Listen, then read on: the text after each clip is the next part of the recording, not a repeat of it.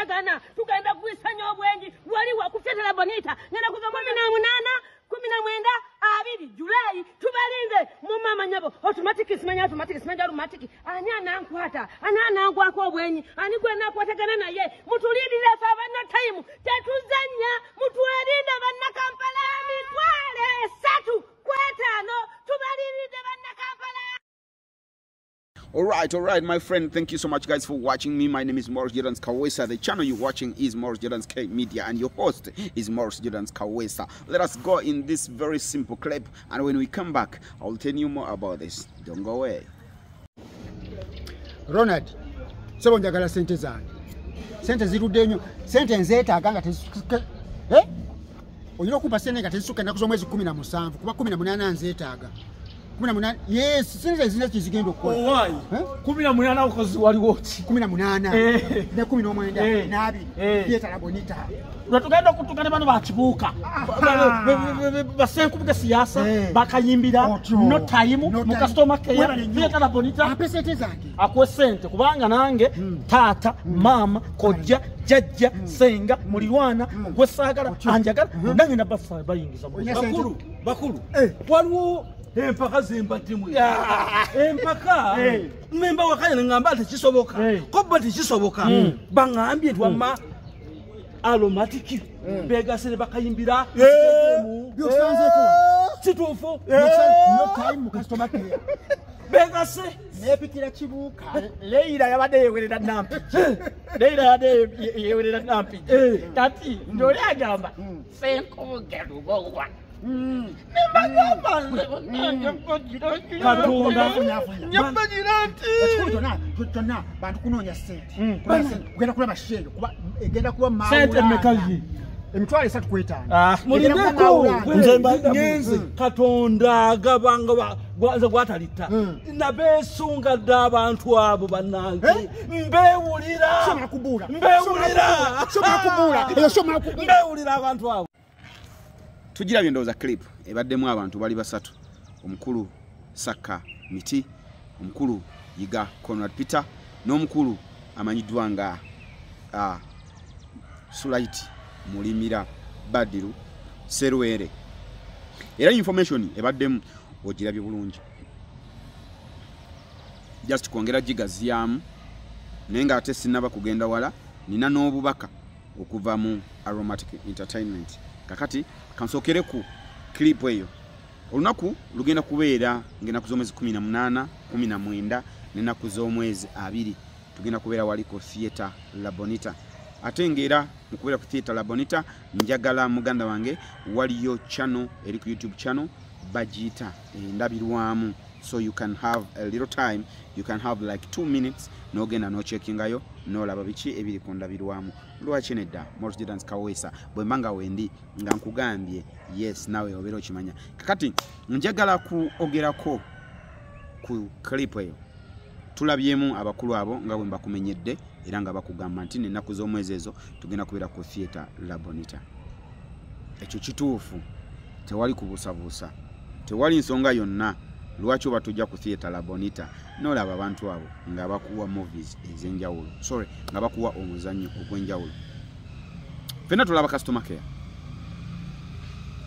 care twamulaba ne tula season 1 ne tula season 2 ne tulaba ne season 3 oba oli awo bakamba baffe bakyali mu nteekateeka waliwo abaali basabye season 4 naye bakama bango boli awo bakyali mu nteekateeka bweneebaayo era tujja kuba tugireeta tugibalage nti season 4 kati yino nayo ezze oba egguse ku Theatre La Bonita twalaba omulangira Kimera twogereko katono ku customer care twalaba omulangira Kimera nebi yakola mu season zonna eza customer care kati wati ate ng'obiraba nga tubirabako live on stage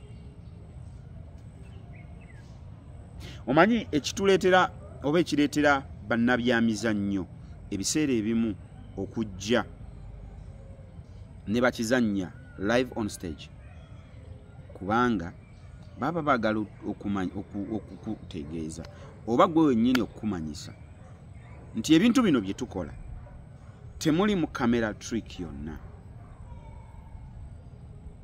Omanyi twalabanga firimu, for example nja kugamba firimu z'Abachina nti Omuchina ebiseera bya Jackie Chan ne Jet Li nga Jackie Chan asobola okubuuka mu bbanga n'akuba tteke nga 8 ng'ali mu n'alyoka ku ttaka.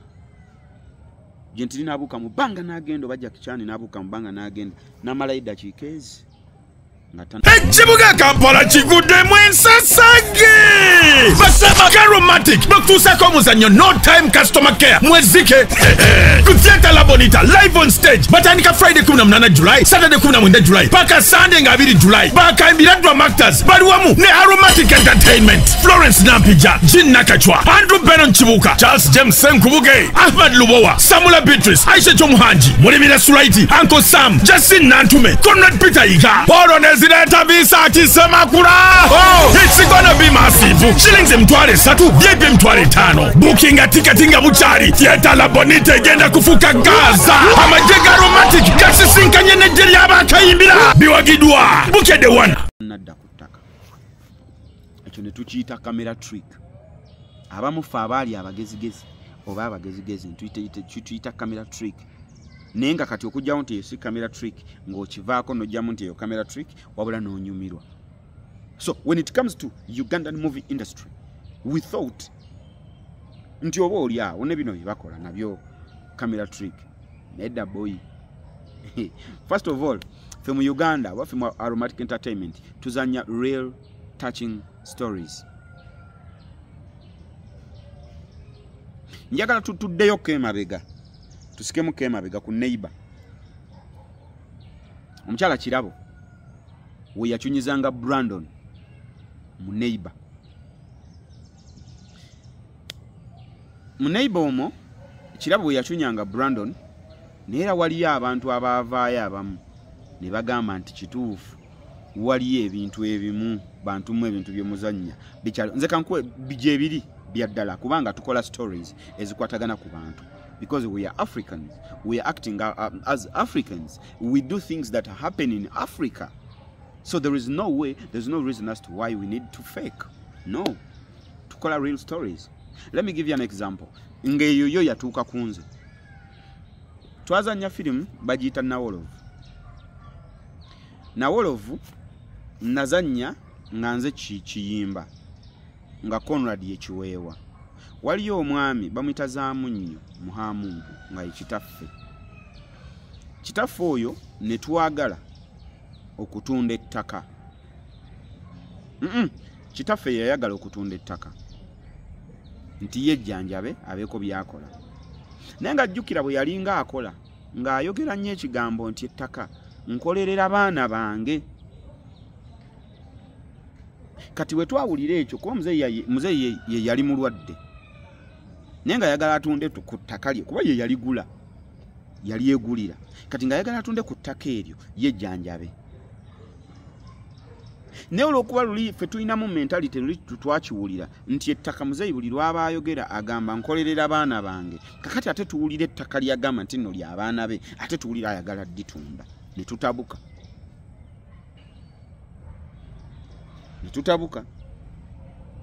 bwe twatabuka ne tukwata muzeeyi ne tumusabula ne tumuyisaamu awo muzeeyi paka kufa. Muzeeyi bw'afa ne wabaawo ab'eŋŋanda abaayagala okujja ate batwale ettaka eryo nga tumaze okukuba muzeeyi. Kati olwo babaagala kujja kozesa advantage muzeeyi nti afudde baagala bo kutwala bya bugagga. Tumala okuzanya movie eyo yali eraga ku Bukedde TV 1.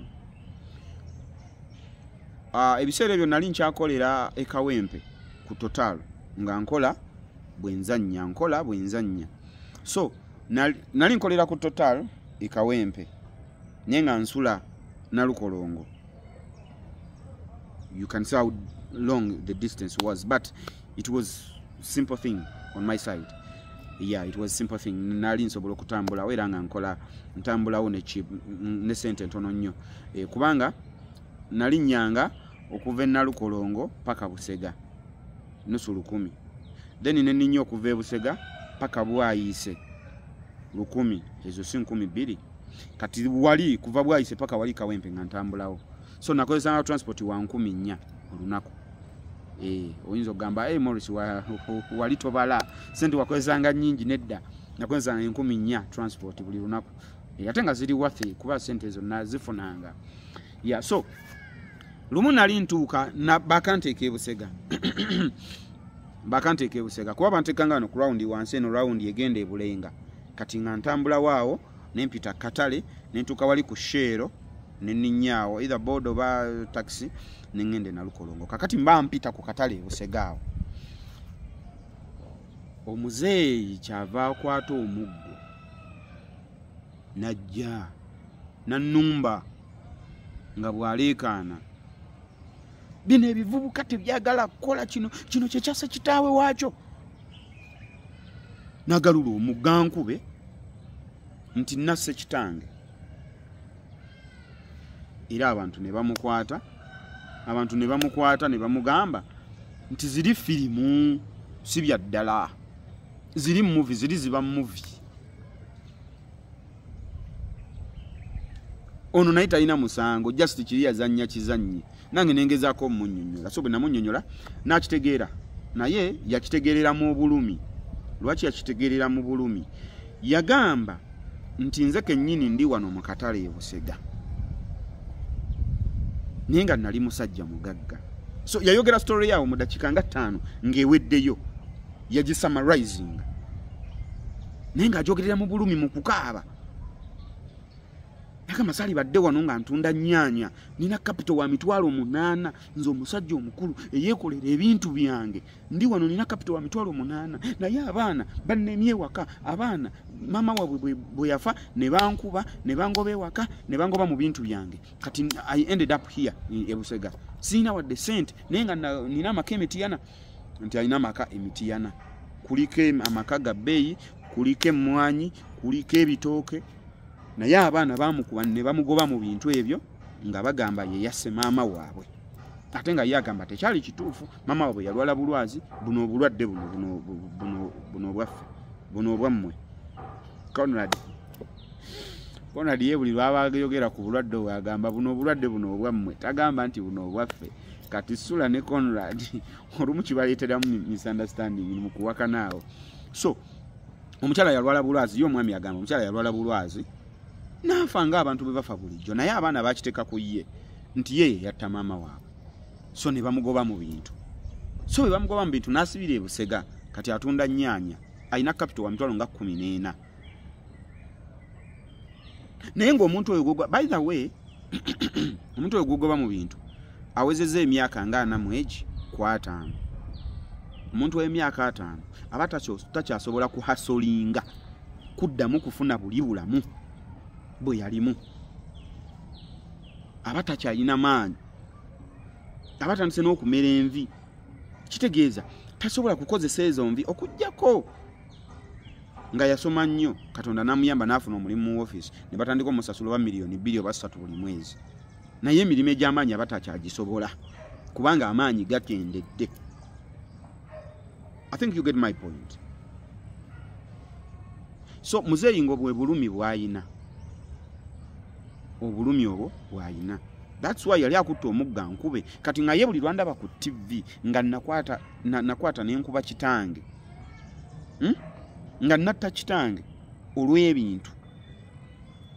Ng'alaba nze kennyini Katolo kwa yali talina chance oba oli awo ekuba abaana be nga tasobola kubasemberera abakube. Kati we yandaba konze nayagala akozesa ya advantage akubenze oba oli awo obusungu bumuggweko paka lwe bamunnyonnyola nti firimu.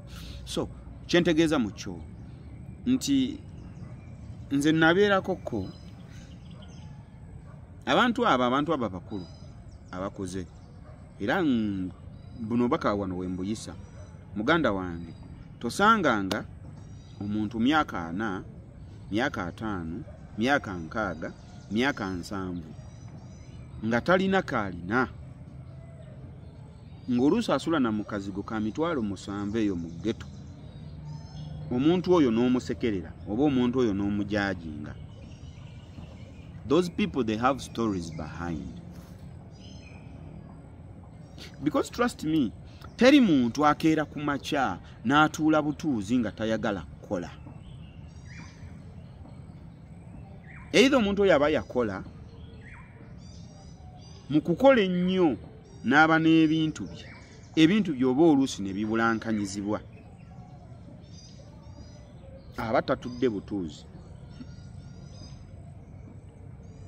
Bebo bowulira nti yayina katugeze factory, for example, nja ku example, Owino twagiwulira 3 times. Owino nekwata omuliro ogusooka ng'obadde olinamu katugeze miliyoni za 3 capital, zonna ne ziggwawo.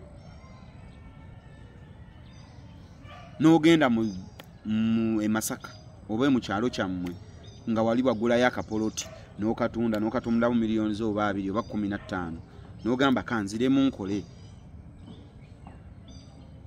n'oleeta n'oddamu n'osuubula bintu bya miliyoni oba 15 oba 2, ne kaddamu ne kajja. Abamu baakomaawo ku mulundi ogwokubiri, ne wabawo bafayita ne yeewola n'agenda ne yeewola ku kyaliwo oba ssente miliyoni oba 2 n'azireeta n'asuubula n'addamu akole, ne kaddamu ne kakwata ogwokusatu. Kati omuntu oyo aba ne brain torture,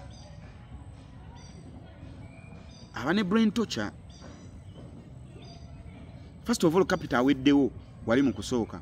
Akabanja ke yali yagula mu kyalo akatunze addemu ayezimbe akole ssente addemu akole, ate neera nebiddamu era ne bijja nazo ne zigenda,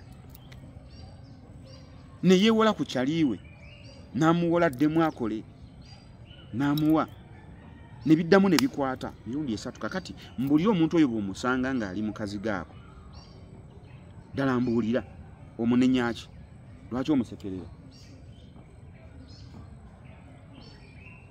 Ddala mbulira omuntu oyo lwaki omusekerera? So tetusekerera abantu olwa situation gye balimu.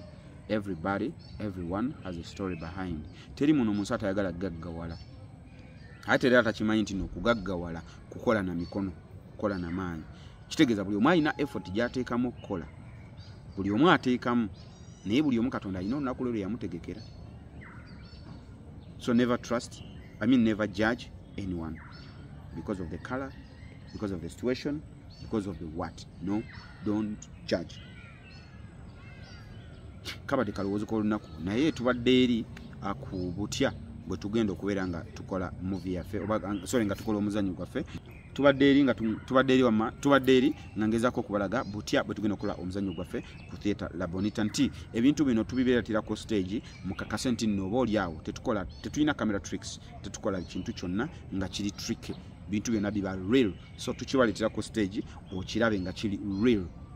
Yes, 1, 2 stages zaffe ezo ebiseera ebisinga betuzanyiddeko, emirundi gye tuzanyidde ku theatre La Bonita era mumulabye, emirundi gye tuzanyidde ku Maria Flow e Masaka, emirundi gye tuzanyidde Sembabule, stage yonna gye tujja tuzanya. Ne ku theatre La Bonita tuteekawo nnyo ekyenjawulo, kubanga hoteyuwo eri mu closed doors oba kye tuyita indoors, eri indo, tuzanyira indo. So stages zaffe zikyuka, buli muzannyo gwe tuzanyirawo zikyuka. Twazanyirawo best friend n'olaba stage bwe yali, ate stage bwe yali ku best friend, ate si bwe yali mu climax, ate era si bwe yali mu climax season 2. So kitegeeza nti tujja tukyusa ffe ng'aba Aromatic Entertainment. So n'olwekyo if you want to experience that, jangu ku theatre La Bonita naku zomezi 18 19 nenaku zomezi nga 2 wali ku theatre La Bonita, jangu onyumirwe. Bampita Morris Jordan Kawesa Street Outer Aromatic Entertainment. Sigina kusuka wano olunaku olwaleero until we meet next time. Atenga ekyo kyetuliko. Thank you so much and have a blessed night. I love you so much. Bye bye.